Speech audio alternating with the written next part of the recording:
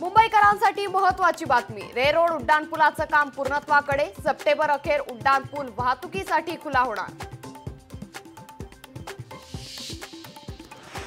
कोयना जलविद्युत प्रकल्पाच्या टनेलला भगदाड। डोंगराच्या मध्यभागी टनेलला भगदाड पडल्याची माहिती। वीज निर्मितीवर परिणाम होण्याची शक्यता। पुण्यातील कंत्राटी वीज कर्मचारी चंद्रकांत पाटलांच्या घराबाहेर करणार आंदोलन। विविध प्रलंबित मागण्यांसाठी महाराष्ट्र वीज कंत्राटी कामगार संघाकडून आंदोलनाची हाक। मुंबईत आज महाविकास आघाडीचा सद्भावना दिवस संकल्प मेळावा।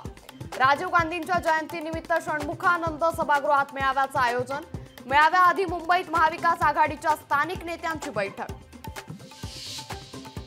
कर्नाटकचे मुख्यमंत्री सिद्धरामय्या यांना हायकोर्टाचा दिलासा। जमीन गैरव्यवहार प्रकरणात 29 ऑगस्टपर्यंत कुठलीही कारवाई न करण्याचे पोलिसांना निर्देश।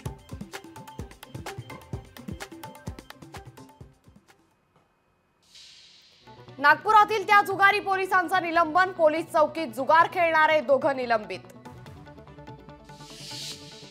वांद्रे पूर्वेतील वाहतूक कोंडीच्या समस्येवर तातडीने उपाययोजना करा। न्यायालयाचे वाहतूक पोलिसांना आदेश।